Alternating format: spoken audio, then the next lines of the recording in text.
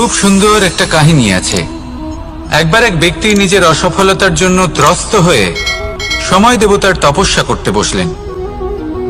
উনি তপস্যা করলেন এবং সময় দেবতা প্রসন্ন হলেন, মানুষের রূপ ধারণ করে ওনার সামনে প্রকট হলেন। এবার সেই ব্যক্তি ওনাকে জিজ্ঞেস করলেন যে কি এমন আছে যার জন্য আপনি বারবার জয়ী হন আর আমি চিরকাল পরাজিত হয়ে থাকি? কেন এত পরিশ্রম করা সত্ত্বেও আমি সাফল্য লাভ করতে পারি না? তখন সময় দেবতা উত্তর দিলেন যে দিন হোক বা রাত, ঝড় হোক বা ভূমিকম্প, রোদ হোক বা বৃষ্টি হোক, সময়ের সূত্রপাত হোক বা প্রলয়, আমি থামি না, আমি চলতেই থাকি। আর সেই জন্য যিনি থেমে যান তিনি পরাজিত হন আর আমি জয়ী হই। এটাই আমাদের শিখতে হবে। জীবনে সবসময় চলতে থাকুন, কখনো থামবেন না। হ্যাঁ, কিছুক্ষণের জন্য বিরতি নিতে পারেন, বিশ্রাম করার জন্য, নিজেকে আরো সশক্ত করে তোলার জন্য, কিন্তু থেমে যাবেন না।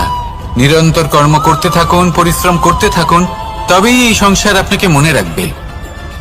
আসুন আমার সাথে ভালোবেসে বলুন রাধা রাধা।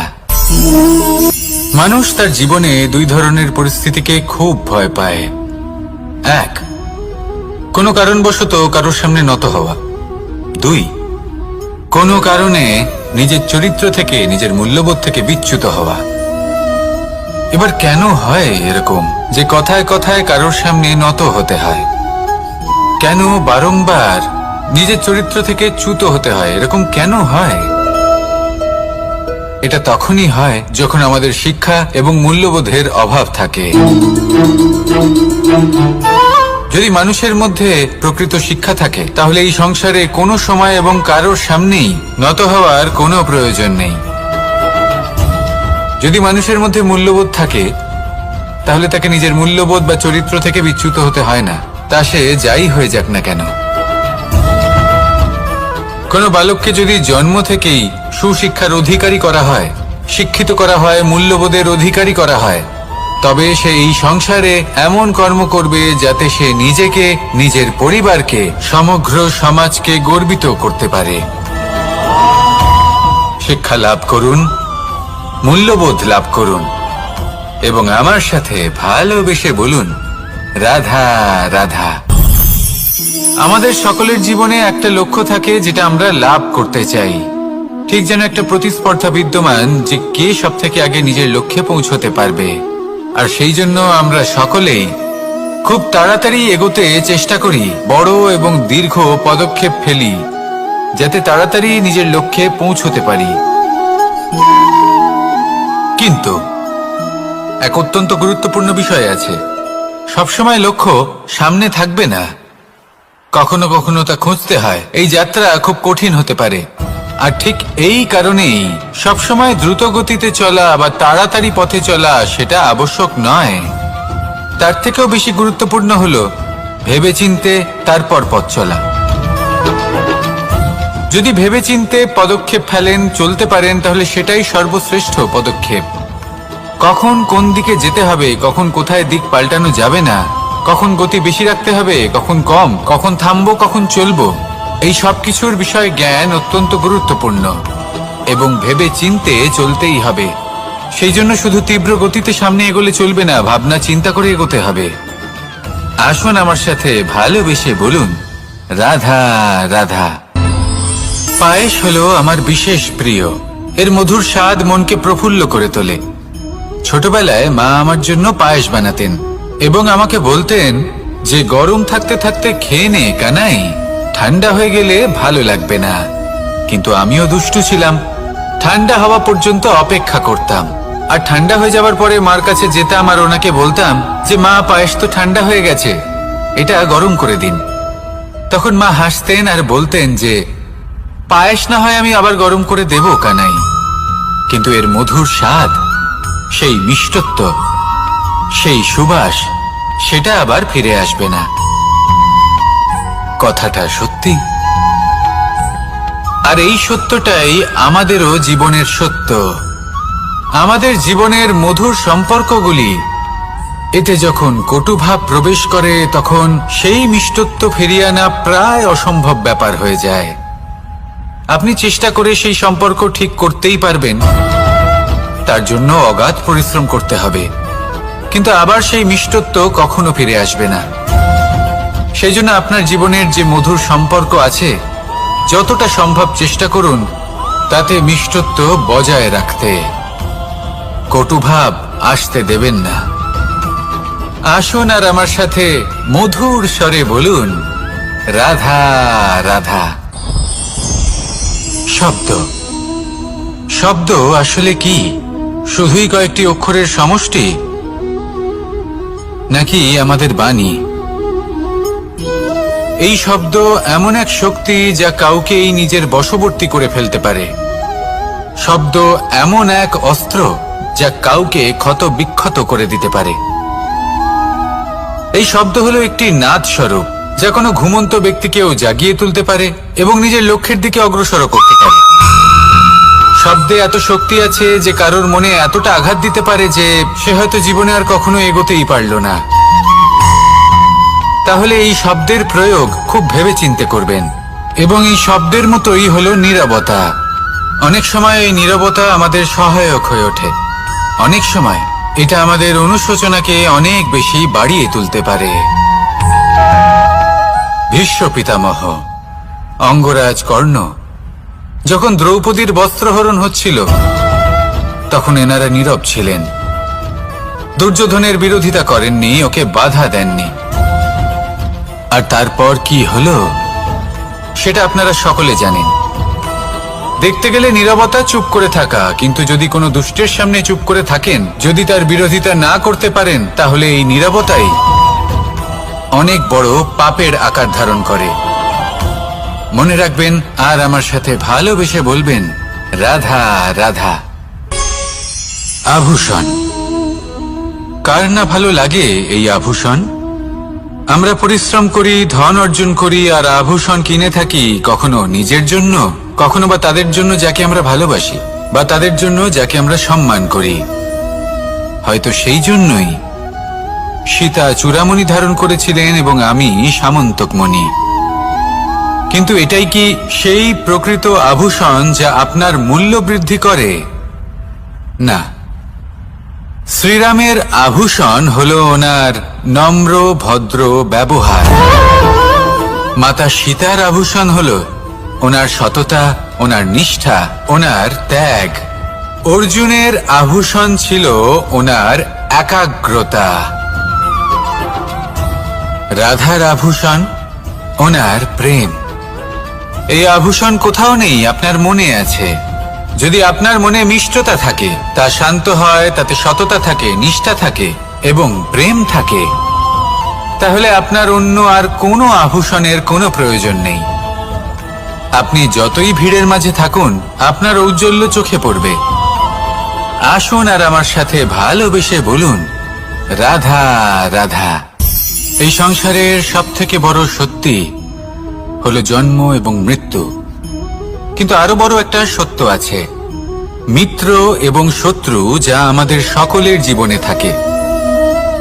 মিত্র সে যে আমাদের সঙ্গ দেয় এবং সংসারের সবথেকে উঁচু শিখরে আমাদের নিয়ে যায়, এবং শত্রু সে যে যে কোনো মুহূর্তে যে কোনো শিখর থেকে আমাদের নিচে ফেলে দিতে পারে। এবার বিচিত্র ব্যাপার হলো এটাই যে আমরা নিজেরাই এদের সাথে নিয়ে চলি, নিজেরাই এদের পালন করি। তা কি করে? প্রথমে বুঝুন এই মিত্র এবং শত্রু কারা। আপনার নিজের মন, আর কেউ নয়। এই মনই হলো মিত্র যখন তাতে ভারসাম্য বজায় থাকে, তা নিয়ন্ত্রিত থাকে, তা পবিত্র হয়। কিন্তু যদি এই মন অনিয়ন্ত্রিত হয়ে পড়ে, যদি আপনাকে সে নিয়ন্ত্রণ করতে শুরু করে, তখন সেই আপনার সবথেকে বড় শত্রু হয়। সেই জন্য এই মনের ওপর নিয়ন্ত্রণ রাখতে শিখুন, এতে ভারসাম্য বজায় রাখতে শিখুন। তাহলে আপনি এমন এক বন্ধুকে পাবেন যে আপনাকে এই সংসারের শিখরে পৌঁছে দেবে। আসুন আমার সাথে ভালোবেসে বলুন, রাধা রাধা। ঈশ্বর আসলে কে? সংসারের বেশিরভাগ মানুষের কাছে ঈশ্বর হলেন এই সংসারের রচয়িতা, পালনকর্তা। কারোর কাছে উনি জ্ঞাতা, কারোর কাছে উনি হলেন আস্থার প্রতীক, আবার কারোর জন্য শুধুমাত্র অন্ধ বিশ্বাস। কিন্তু এই ঈশ্বর কি কোনো শরীর, নাকি একটা বোধ, নাকি শুধুই শ্রদ্ধা? ঈশ্বর হলেন তিনি যিনি হলেন আপনার ইষ্ট। সেই জন্যই তো গুরু, মাতা, পিতা এনাদেরও ঈশ্বরই বলা হয়েছে। যাদেরকে আমরা ঈশ্বর বলে মনে করি, যারা আমাদের ইষ্ট, তারা আমাদের একটি পথ দেখান, একটি দিকে চালিত করেন। সেই পথে চলে আপনি শুভ কর্ম করতে পারেন। আর যখন কোনো ব্যক্তি তার ঈশ্বরের আদেশ পালন করেন, তখন সে নিজে থেকেই শুভ পথে অগ্রসর হয়ে যান। বেশ কয়েকজন মানুষ ঈশ্বরের ওপর আস্থা রাখেন এবং ভাবেন যে অনুচিত কোনো কাজ করা উচিত নয়, ঈশ্বর দেখছেন। ওনারা ভয় পান যে কোনো অনুচিত কর্ম করলে কে জানে তার পরিণাম কি হবে। এমন অনেক ব্যক্তি রয়েছেন যারা ঈশ্বরকে বিশ্বাস করেন এবং জানেন যে ঈশ্বর তাদেরকে দেখছেন। তাই যে যে শুভ কর্ম ওনারা করেছেন তার ফল তারা অবশ্যই পাবেন। এবার আপনি ভয় পেয়ে ঈশ্বরকে বিশ্বাস করবেন নাকি বিশ্বাসের দ্বারা ঈশ্বরকে বিশ্বাস করবেন, সেই সিদ্ধান্ত আপনারই। কিন্তু হ্যাঁ, যদি আপনার মনে ঈশ্বরের জন্য কোনো স্থান থাকে, যদি আপনার কোনো ইষ্ট থাকেন, যদি আপনি কাউকে ঈশ্বর মনে করেন, যার প্রত্যেক আদেশ আপনি পালন করে থাকেন, তাহলে বলি ঈশ্বর কখনো আপনাকে অনুচিত পথে চালিত করবেন না। আসুন আমার সাথে ভালোবেসে বলুন, রাধা রাধা। এই সংসারে ভিন্ন ভিন্ন ধরনের গাছ আছে, অসংখ্য ধরনের প্রজাতি আছে। কিছু গাছ পাতা দিয়ে থাকে, কিছু ফুল, কিছু ফল। কেউ ছায়া প্রদান করে, কেউ শীতলতা প্রদান করে, কেউ নিজেকে খুব কষ্ট দিয়ে এই সংসারের বিকাশে সহায়ক হয়ে ওঠে। কিন্তু এই সবার মধ্যে একটা বিষয় কিন্তু সমান। এরা প্রত্যেকেই পাতা ছাড়া, ফুল ছাড়া, ফল ছাড়া জীবিত থাকতেই পারে, কিন্তু কোনো বৃক্ষই শিকড় ছাড়া বেঁচে থাকতেই পারে না। এটাই হলো রাধার। ঠিক সেইভাবেই আমাদের জীবনে শক্তি হোক, ধন হোক বা সাফল্য হোক, আমাদের বা আমাদের পরিবারের প্রসন্নতাই হোক, এই সব কিছুর আধার হলো, সবকিছুর মূল হলো পরিশ্রম। তাই জীবনে চিরকাল পরিশ্রম করতে থাকুন। যদি আপনি জীবনে মহান হবার পথে অগ্রসর হতে চান, তাহলে পরিশ্রম করুন। এই পরিশ্রম দ্বারাই নিজের পরিবারকে প্রসন্ন করুন, নিজের বন্ধুদের প্রসন্ন করুন, এই সমাজকে গর্বিত করুন। আসুন আমার সাথে ভালোবেসে বলুন, রাধা রাধা। আমাদের এই বর্তমান আর ভবিষ্যৎকে সুন্দর করার উপায় কি? কেউ বলবেন আজ নিরন্তর পরিশ্রম করতে থাকো, কর্ম এবং চেষ্টা করতে থাকো। তার থেকেও বেশি গুরুত্বপূর্ণ কিছু আছে, বিগত অতীতের সাথে শান্তি স্থাপনা করা। কারণ অনেক সময় আপনার এই অতীত আপনাকে সামনে অগ্রসর হতেই দেয় না। আর অতীতের এই বিতৃষ্ণা যদি আপনি ভুলতে না পারেন, তাহলে বর্তমানের এই মিষ্টি সুখ আপনি কিভাবে উপভোগ করবেন, ভবিষ্যৎকে কিভাবে সুন্দর বানাবেন? তাই এই অতীতকে ভুলে যান, এর থেকে যা শিক্ষা প্রাপ্ত করার করে নিন, আর বর্তমান এবং ভবিষ্যৎকে আরো সুন্দর করে তুলুন। আর আমার সাথে ভালোবেসে বলুন, রাধা রাধা। জীবনে অনেক সময় আমরা সমস্যার জালে এমন ভাবে জড়িয়ে পড়ি যে আমরা বুঝতেই পারি না যে আমাদের কি করা উচিত, কার সাহায্য চাইবো, কার সাথে দেখা করব, বুঝতেই পারি না। অনেক সময় এমন হয় যে সমস্যা আমাদের থেকে শুরু হয় না, অন্য কারোর থেকে শুরু হয়। অনেক সময় এই সময় এমন খেলা খেলে যে আপনি সেই সমস্যায় ফেঁসে যান। কিন্তু সমস্যা যেখান থেকেই শুরু হোক না কেন, সেই সমস্যার সমাধান আপনাকে করতেই হবে। অনেক সময় মানুষ এমন বলেন, আমার অতীত এত বাজে, সেটা শুধরে কি হবে? এই ভুলটাই তারা করে বসেন। দেখুন, আগে যা হয়ে গেছে, যা শুধুই অতীত, যা সত্য তা কখনো বদলানো যাবে না।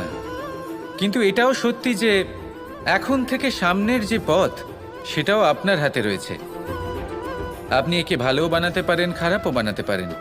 তাই আপনার এটা শুধরে নেওয়াই উচিত। কারণ মানুষ আসলে তার নিজের অতীতকে নয়, তার বর্তমানকে প্রভাবিত করতে পারে।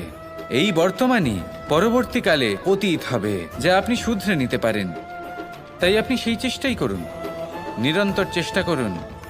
ধন্যাত্মক দৃষ্টিভঙ্গি নিয়ে নিজের বুদ্ধি প্রয়োগ করুন, সাহসের সদ্ব্যবহার করুন, যাতে আপনার আগামী সময় আপনি আরো ভালো করে তুলতে পারেন। আপনার সমাপ্তি আর সমাপ্তির পথে এই যাত্রা তাকে আপনি সুখময় করে তুলতে পারেন। তাহলে এটাই করুন আর আমার সাথে ভালোবেসে বলুন, রাধা।